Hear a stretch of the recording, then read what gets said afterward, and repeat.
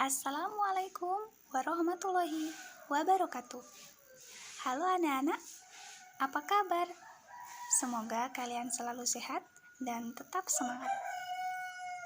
Hari ini bersama Ibu kita akan belajar mata pelajaran Akidah Akhlak. Nah, sebelum kita memulai kegiatan belajar kita hari ini, mari kita membaca doa terlebih dahulu.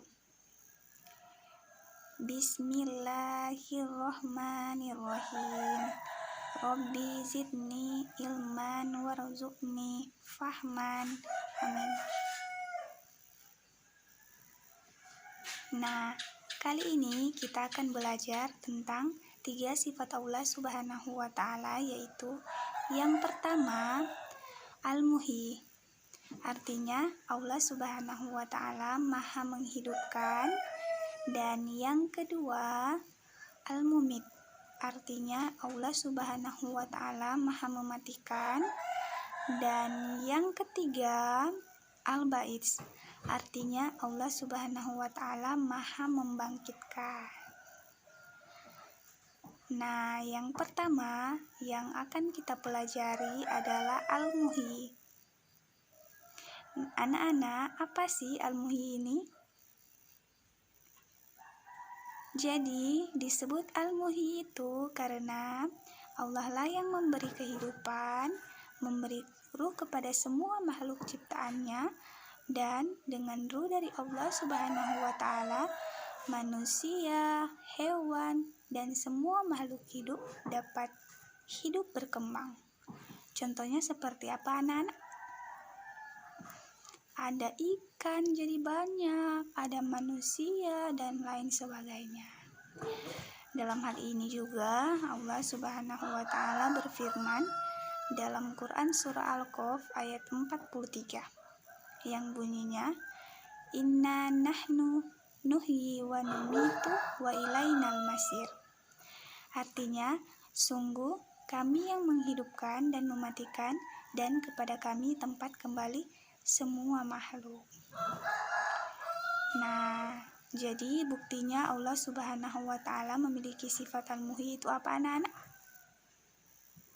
Yaitu Allah lah yang menghidupkan alam raya ini, yang menyirami dengan air hujan sehingga berbagai macam tumbuhan dapat tumbuh, dan sebab air hujan semua biji-bijian dapat tumbuh menjadi tanaman yang dapat dimakan manusia dan hewan. Dan kelak pada hari kiamat mereka akan dimintai pertanggungjawaban atas segala amal perbuatannya.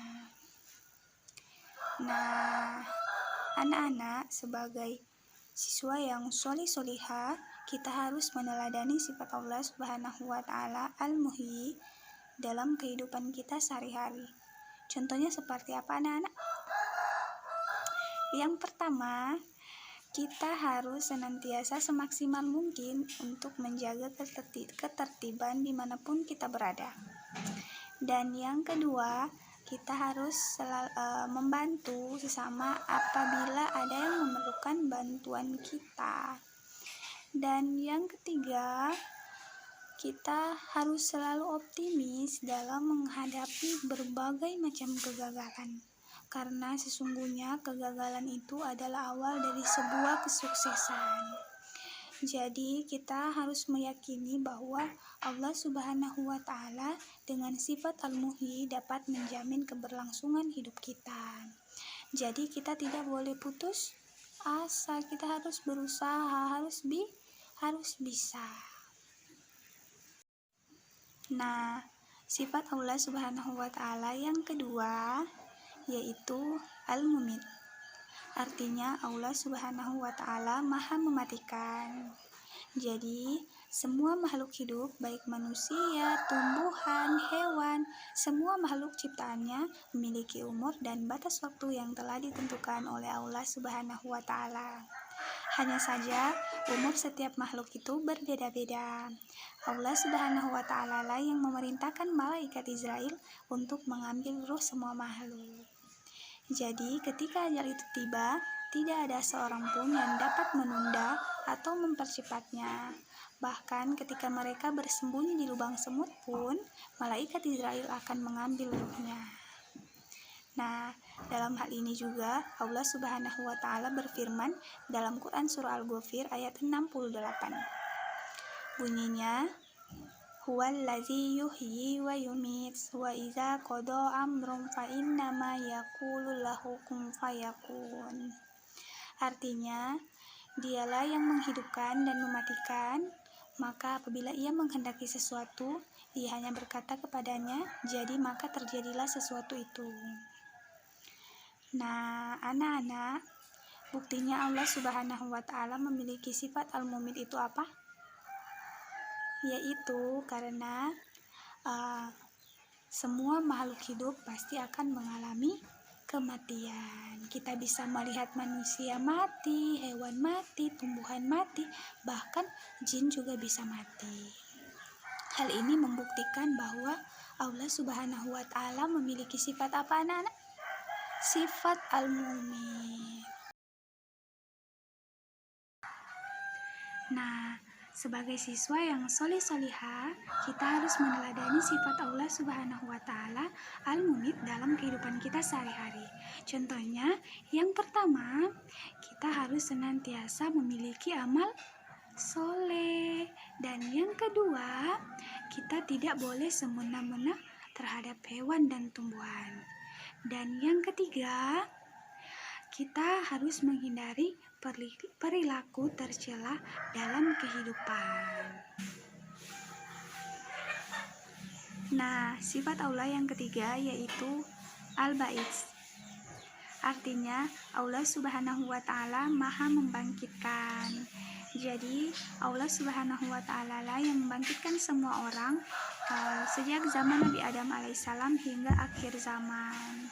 Nah, mereka yang telah mati berada di alam barzah untuk menanti kedatangannya hari kiamat. Nah, ketika hari kiamat itu terjadi, Allah Subhanahu wa taala akan membangkitkan semua orang dari kuburnya masing-masing. Nah, dalam hal ini Allah Subhanahu wa taala berfirman dalam Quran surah Al-Hajj ayat 7 yang bunyinya, wa annas-sa'ata atiyatul la raiba fiha wa annallaha yab'atsu man fil qubur. Artinya, dan sungguh hari kiamat itu pasti terjadi, tidak ada keraguan padanya. Dan sungguh Allah Subhanahu wa taala akan membangkitkan siapapun yang ada di dalam kubur. Nah, hari kiamat merupakan awal dari perjalanan panjang dan alam keabadian. Nah, pada saat inilah Allah Subhanahu wa taala akan membangkitkan semua orang dari dalam kuburnya, kemudian mereka akan dikumpulkan di padang mahsyar. Kemudian apa, anak-anak? Kemudian semua amal kebaikan mereka akan dihisap. Nah, bagi manusia yang selalu berbuat kebaikan, mereka akan menerima amal kebaikan mereka dengan tangan kanan dan kemudian apa, anak-anak? Kemudian akan masuk surga. Dan yang manusia yang selalu berbuat kejahatan, maka mereka akan menerima amal kebaikan mereka dengan tangan kiri dan kemudian akan dimasukkan ke dalam neraka. Nauzubillahi min dzalik. Nah, anak-anak, buktinya Allah Subhanahu wa taala memiliki sifat Al-Ba'its di dunia adalah tumbuhnya berbagai macam tumbuhan di belahan bumi ini. Dan tumbuhan tersebut akan tumbuh atas izin Allah Subhanahu wa taala dan kelak akan dimanfaatkan sepenuhnya oleh manusia. Dan Allah Subhanahu wa taala lah yang membangkitkan semua orang dari dalam kubur. Nah, itu ya anak-anak, materi kita hari ini tentang 3 sifat Allah Subhanahu wa taala, yaitu Al-Muhyi, Al-Mumit, dan Al-Ba'its. Nah, anak-anak, itu seputar materi tentang 3 sifat Allah Subhanahu wa taala, yaitu Al-Muhyi, Al-Mumit, dan Al-Ba'its, meliputi makna, dalil Al-Quran, dan bagaimana cara kita meneladani sifat Allah tersebut. Terima kasih dan semoga bermanfaat. Sebelum kita menyudahi pembelajaran kita hari ini, mari kita membaca hamdalah. Alhamdulillahirabbil alamin. Nah, sekian dari Ibu. Wassalamualaikum warahmatullahi wabarakatuh.